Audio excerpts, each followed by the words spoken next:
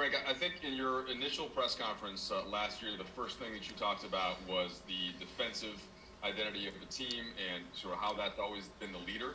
And I just wonder, with the new acquisitions, kind of plus the core, or a good amount of the core from last year, how do you see that evolving into this year, into this season now? Well, we're going to have to be even better. The first thing you have to understand about going into a repeat is that it's going to be harder than the year before. The bullseye is going to be bigger, and we played longer than everybody else, had a shorter offseason than everybody else. So the odds are stacked against us from that standpoint. And the identity of what and who we were last year has got to be repeated. If we're going to try to repeat as champions, we've got to have the defense mindset. That's going to be the first message of day one of camp, and togetherness, sharing the basketball, and selflessness. Those two things were pillars for us last year, and that'll have to be the same for this year. And Frank, of course, we all got the news yesterday with LeBron and AD and their plans to stick around for a while. How much does that, as a coach, center what you're doing?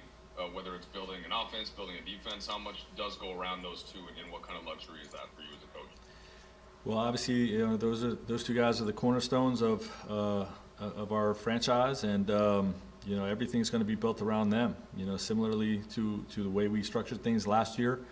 That's the way it's going to be going forward. We're extremely grateful and lucky to have those guys, with our team, to lead our team for years going forward. And like I said, those two guys are going to be pillars for us.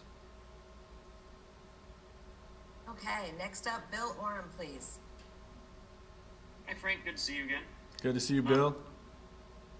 Last year, you guys functioned with LeBron, obviously, as your primary playmaker and point guard. And Dennis Schroeder told us the other day that he would like to start. I'm assuming you haven't, or at least you wouldn't tell us if you've made a decision on that yet, given that there hasn't been a practice? Correct. Way too soon for that. But definitely going to give strong consideration to Dennis in the starting lineup, as we will with some other guys. But it's definitely way too soon for that. As a follow-up, could I ask you to share maybe what you see as some of the benefits of having LeBron playing with a traditional point guard versus the benefits maybe of having Dennis come off the bench and the things you'll be weighing? Well, the great thing about Dennis is, Dennis is effective off the basketball, attacking in second side action, and he's effective with the basketball, initiating offense, and that's why we feel like he's a great fit to play alongside LeBron, because he can play in both roles. So there's benefits to both, and we'll evaluate as we get into camp, and see what lineups are going to be best for us to win games. Okay, next up, Kyle Goon. Hey Frank, I know the off season was too short because you don't look like you're tan enough for having Correct. Just won a championship months ago. Sort of based on that, with the short off season, and you have a week to go before your first preseason game.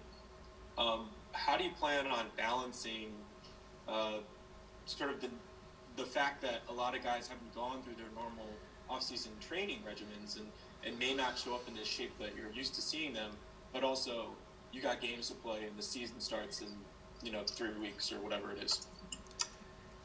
Yeah, it's our first big challenge of the year is trying to strike that balance the right way. We want to make sure that we're easing guys in that did not have a normal off season. The guys that basically are returning from playing in the championship last year with our team. We don't want to overdo it early with those guys, but at the same time, the games are coming up very quickly. So we also don't want to ease in so much that we make them vulnerable for those games to injury. So we're going to have to on a day-to-day basis try to strike that balance, not overdo it early and make them vulnerable to injuries in camp, while still getting them ready so that they're not vulnerable when the games come around. And just as a quick follow-up, is there anything specific to this next week that you feel like is dramatically different from the way you might usually start a training camp? The whole thing is dramatically different. I think it's dramatically different league-wide, but in particular for our team that played along with the Miami Heat later than everybody else. But the thing about the pandemic is, most teams are not able to play the normal, month of pickup games, that everybody's used to coming into a camp. You get all the bumps and bruises and those things underway before camp even begins. And then the intensity level increases when camp begins. So without that, again, we're just going to have to keep a close eye on the ramp up, to getting these guys ready to play. We got to get them moving with training camp intensity. We got to get them playing live basketball with training camp intensity, but we got to do it probably in small doses early and just try to build it up as we get closer to the regular season. Okay, Dave McMenamin. Hey, Frank, good to see you. You opened up training camp last year by saying when you play the Lakers, you're going to get hit. It's going to play a smash mouth version of basketball. How quickly do you feel like last year's team adopted that persona that you wanted them to play with, and how do you get this year's group to do it with the new faces? Yeah, I mean, excuse me. I think we picked that up and adapted that identity right away last year. We must do the same again. This is part of the formula that worked for us to win a championship is being a team that on a daily basis plays harder than our opponent every night and plays more physical. And the guys that we've brought in here are nasty dudes. the new players that we brought in. When you look at Mark's physicality and Trez and Dennis at the guard position carries a nasty disposition. Wes Matthews, these guys are all physical dudes and have that sort of edge to them that I think that they'll embrace right away. And obviously the group that's returning knows the value in what we created last year, and hopefully we'll establish that early on. Okay, Dan Wyke, please. Hey Frank, good to see you. Good to see you, Dan. Were you surprised at sort of the amount of roster turnover that kind of happened this year? I know, we're talking potentially a couple new starters, definitely new bench pieces of significance. Is that exciting for you? Do you think that makes sort of the challenge ahead of you guys a little more palatable because you've got new blood, or I guess kind of how do you view that? Well, was I surprised? You never know what to expect going into an off season, especially when you've had the success that we had when you win a championship in whatever sport you're talking about. Going back as many years as you want to. Other teams always want your players when you win. You know what I mean? So there's always a competition to keep your guys, your core guys around, and we knew that was going to play out. And you also have a situation when you win a championship and have an opportunity to win a championship again to have great players that want to come play for you. So these are always very, very extremely difficult decisions to make. And I think we made some changes, but largely have our core back. And I'm excited about that, and I'm excited about each guy that is coming in here to be a Laker. Brings something that has me very excited about how that's going to help this year's team be slightly different and hopefully even better than where we were last year. Frank, is it pretty safe to assume that we're not going to see a ton of LeBron in these 4 preseason games? Is that a safe bet? We'll see. Like I said, we don't want to underdo it, and then he's not ready to play in real games. But obviously don't want to overdo it as well. So I really don't know where that's going to land, but I would expect that we'll probably see him some, but not a ton. Enough for him to get ready for opening night. Thanks. Okay, next up, Mike Bresnan. Hey, Frank, good to see you again. It's been a little while. Kind of a similar question to what Bill was asking earlier about Schroeder, but at the center position. How do you kind of see that working out between who's going to start among the new guys, Montrez and Marc Gasol? And also, will AD still get some time late in the game, potentially at the 5? Yeah, all questions that I feel like are probably still a little bit too soon to answer. But I think both guys obviously are starter level players. You know, Mark having been a starter his whole career, Trez being a sixth man of the year type of role. You play starter minutes in the role that he's played in the past. You know, so both of those guys have that ability. But we also know that AD playing at the 5 with alongside Markieff Morris won us a championship last year. So you know, these are this is basically a lot of different ways we can go with this. We're going to see see how these guys fit alongside one another. You know, I think watching them play together and seeing how the combinations work, you know, is the biggest factor in these types of decisions, and we haven't seen any of that yet. Along with conversations with these guys and what roles, you know, they're going to be most comfortable in. You know, I really take pride as a head coach in making sure I hear the player, you know, whatever player you're dealing with and what role is important to them, and for me to try to create that role for them, because if they feel good about their role, they're going to run through a wall. So, you know, those conversations are still to be had, and you know, obviously the combinations of guys playing together in camp is still in front of us as well. So there's a lot of different ways we can go with that. Jim Hill. Do we have Jim? Yeah, hey, Coach, how are you? Good to see you, Jim. Yeah, congratulations. You just got through talking about a certain amount of nastiness in individual players. Are you saying that your team needs a little bit of nastiness to defend the championship? I do. I do think that we need that. And like I said, the bullseye is going to be bigger this year than it was last year. You know, and you know, our guys, like I said, played longer than everybody else did last year and have a shorter off season. So this is going to be a more difficult run for us than last year's season was, even though last year was very challenging as well. And, you know, I think the disposition, an edginess, chip on your shoulder, whatever phrases you want to use, are going to be necessary in competing and in the regular season and setting a tone for who we're going to be, you know, and what our identity is going to look like. One other thing, Coach, would you say the championship you just won was the most difficult in sports this year because of the bubble? You were gone so long, the pandemic, and all these things that were surrounding? You know, I think so, but you know, look, it's so difficult to win a championship in any environment, in any sport. You know, so you know, I don't want to pull away from what anybody else was able to accomplish. I know the set of circumstances and adversity that last year's team faced to win that championship, I think is unprecedented. You know, it really is when you just look at the totality of it, and it's really remarkable. You know, for our guys to have been able to persevere through that, and I couldn't be more prouder of them. Thanks, Coach, and good luck. Thank you. Thanks, Jim. Next up, Alan Sliwa. Hey, Coach. Just coming off a championship, and you know, obviously the off season that you guys had, adding some great additional pieces. How do you just make sure that the team isn't maybe overconfident?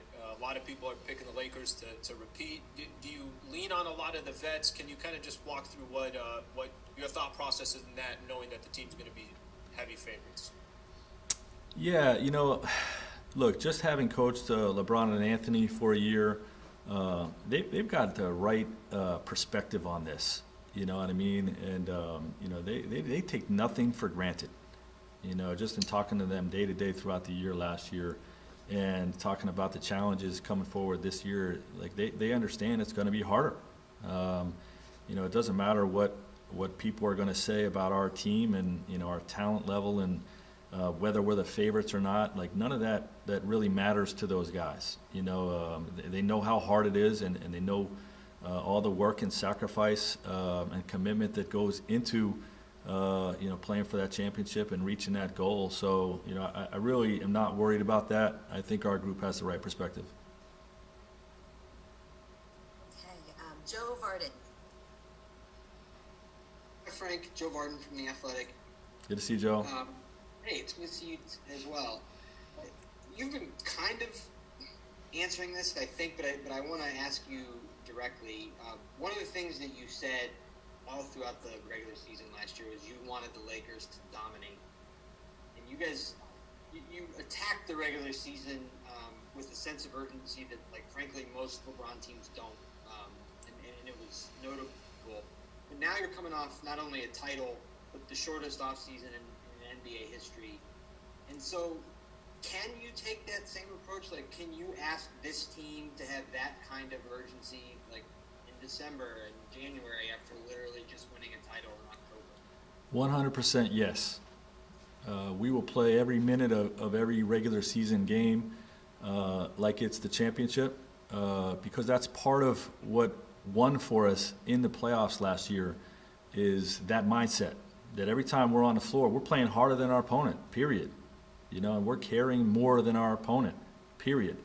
Like, this is just a way of life for us. And if I talk about, so we're not unclear, if I talk about easing into this season, it's really about understanding where guys are from a conditioning standpoint, from an off-season recovery standpoint, and just making sure that there's a proper build-up in camp with that.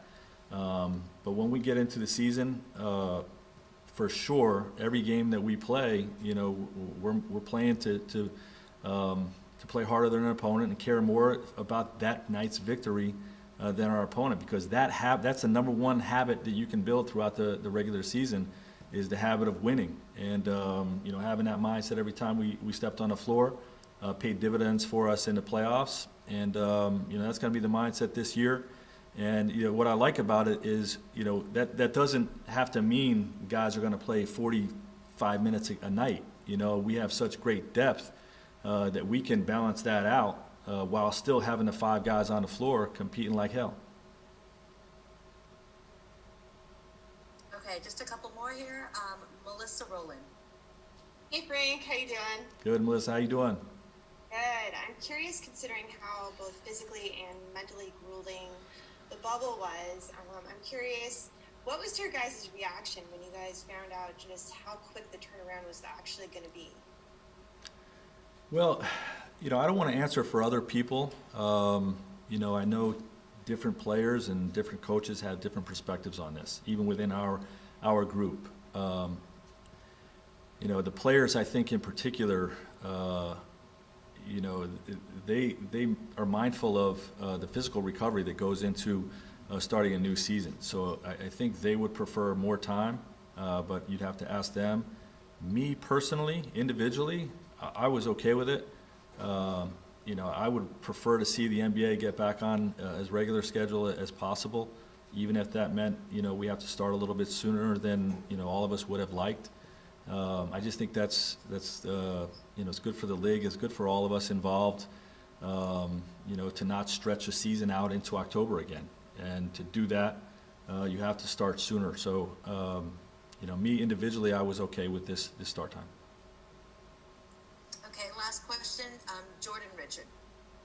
Hi, Frank. How you doing? Good. How you doing? I'm doing good. Can you talk about the floor spacing you get with Marcus Stahl, running him off of pick and pop situations? Also with Montrez, he's very good in the left block with isolating and post ups. So do you have a plan with Trez in terms of getting him post touches and just with Marcus Stahl and pick and pop situations? Yeah, for sure. We intend to use both of those guys in those ways. And, Mark's spacing, is not just about the pick and pop game. He brings a different dynamic to our team from a standpoint of having the defensive size that we had last year at the center position when we played JaVale and Dwight, but also having, a different approach. Both of those guys were rollers. We lose that aspect of that position.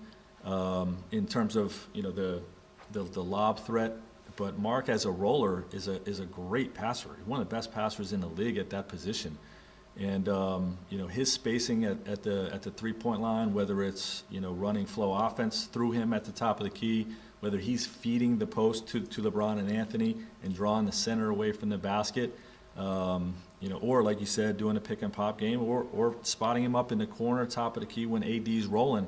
All of those are different dynamics than we had last year. But I don't want to negate the fact that we're going to still have him rolling to the basket and having him either finish in or making passes inside out, which is one of his specialties. So, he's going to bring a different dynamic for us there. And, Trez is just a monster, man. Like, you put the ball in his hands on the low block or in the short roll game, similar to what we were talking about with Mark. He's a beast finishing at the basket and making plays as well. So, both of those guys, are going to give us a huge lift, in those situations. Okay, and I actually lied. I have one last question for Maximilian. Thank you. Hi, Coach. My name is Max. I'm with the German newswire DPA. I was wondering, the other day when Dennis Schroeder was talking to us, he was making it pretty clear that he sees himself as a starter for the Lakers. What's your take on that? And also, what do you like about him as a player? What makes him a good fit for the Lakers? Thank you. Yeah, I welcome his input on that, and obviously those things are going to play out through camp. He'll receive strong consideration for that. I do know that he's going to be one of our most important players and a big minutes player for us.